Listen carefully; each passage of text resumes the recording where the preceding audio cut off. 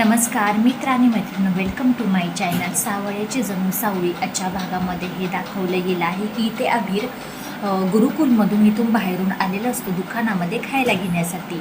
आणि तिथे आल्यानंतर रस्ता क्रॉस करत असताना राजकुमारच्या गाडीला तो आडवा जातो.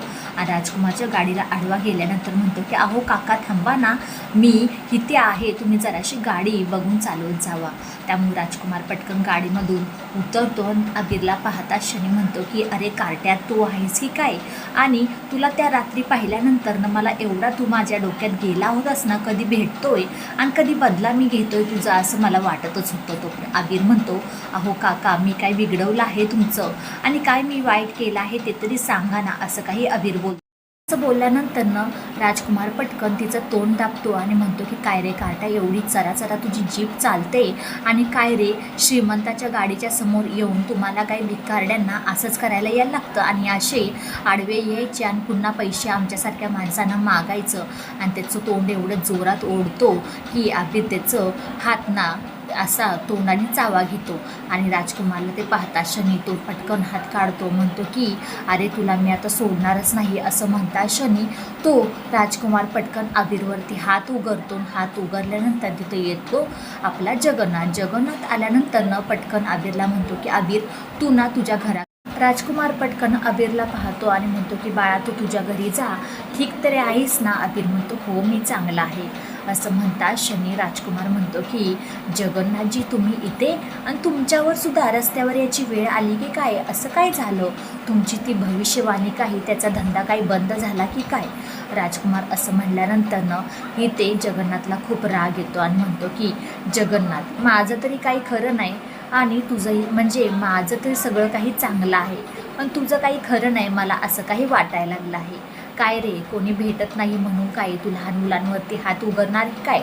राजकुमार म्हणतो जगन्नाथ जराशी सांभाळून, तोंड सांभाळून बोलायचं बरं का, असले अभद्र शब्द अजिबात तोंडातून काढायचे नाहीत.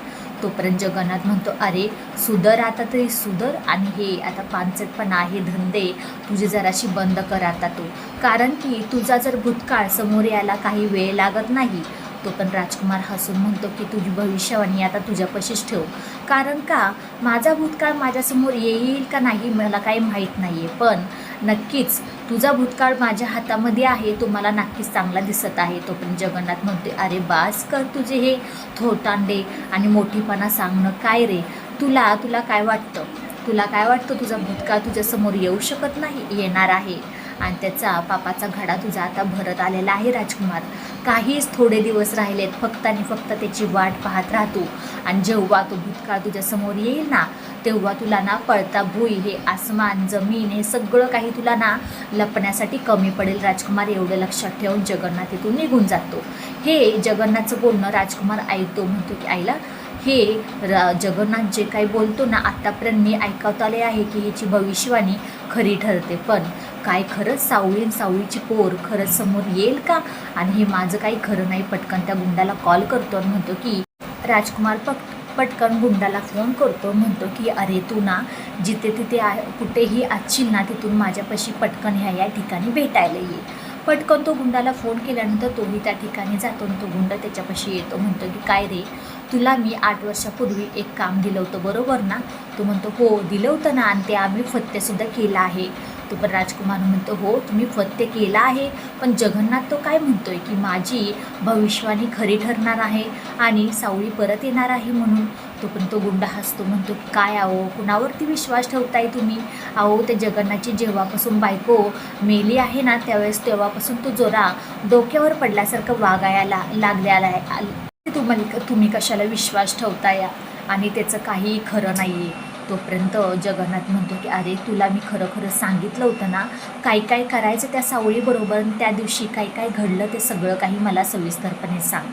तोपर्यंत तो गुंड सगळं काही जे काही घडलं त्या दिवशी सगळं काही सांगतो. आम्ही सावळीचं बाळ घेतो, ती खूप घाबरली होती, तिला ना आम्ही ट्रेनमधून ढकलून दिलं, त्याच ठिकाणी आम्ही ट्रेनमधून उतरलो, त्या बाळाला घेतलं आणि आम्ही दरीत इथे सोडून दिलं, फेकून दिलं. असं म्हणल्यानंतर राजकुमार म्हणतो की हो मी सगळी काही चौकशी करणारच आहे, जर माझ्यासमोर जर सत्य जर आलं ना, तर तुझं काही खरं नाही, एवढं सगळं लक्षात ठेव. तोपर्यंत हे सगळं काही चालू असताना तोपर्यंत आपला सारंग जे काही दोघे नवरा बायको असतात त्यांच्यामध्ये खूप भांडण झालेलं असतो आणि ते मिटवण्यासाठी ते सगळे काही बबलू, सारंग आणि तो नवरा बायको दोघंजणी समोरासमोर येतात. त्या दोघांचं बोलणं चालू असताना की ते सारंगला जे काही सावळीबरोबर झालेलं असतं, तिच्या कानाखाली मारणं, तिची बाजू न घेणं हे सगळं काही सारंगला 8 वर्षापूर्वीचं सगळं काही सत्य सावळी जसं काही बोलत असते की सारंग सर तुम्ही माझ्या बाजूने उभी राहिला नाही, तुम्ही तुमच्या आईच्या बाजूने उभे राहिला. आणि सारंग पटकन त्या क्षणाला सावळीच्या समोर हात जोडतो, म्हणतो की सावळी खरंच मला माफ करून तिच्या डोळ्यातून पाणी यायला लागतं. बबलू म्हणतो सारंग सर काय झालं, अरे तू असं काय करत आहेस इथे, काय चाललंय बघ ना जराशी.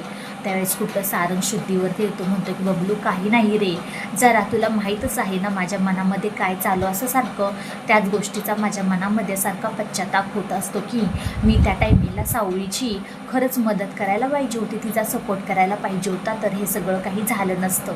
हे सगळं काही चालू असताना अमृता ओवीला घेऊन येते गुरुकुलमध्ये आणि अमृता म्हणते ओवी तुला मी जे काही सांगितलं आहे ना इथे तुझं खरं नाव कोणालाही सांगायचं नाही आणि ते गप्पारी न्यायला येते असं काही अमृता ओवीला सांगते. ओवी म्हणते की हो काकू मी कोणालाही माझं खरं नाव सांगणार नाही, तू सगळे काही काळजी करू नकोस असं काही म्हणल्या क्षणी अमृता बाहेरच सांगते आणि ओवी जाते आतमध्ये गुरुकुलमध्ये गेल्यानंतर सावळीला जो काही फॉर्म असतो ते भरलेला देते आणि सावळी आणि अबीर तर खूप आनंदित होतात.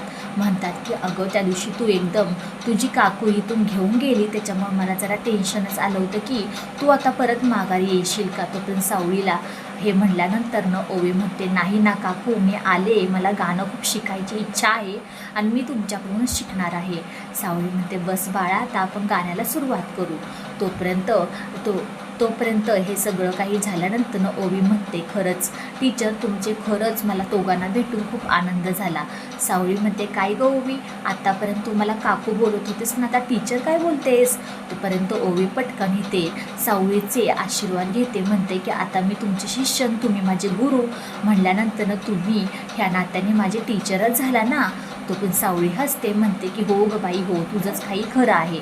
आणि येणाऱ्या भागामध्ये आपल्याला पाहायला भेटणार आहे की हा राजकुमार असतो खूप बितरलेला असतो आणि म्हणतो की खरंच त्या जगन्नाथची भविष्यवाणी खरी होईल का आणि सावळीन तिचं बाळ काही समोर येईल का.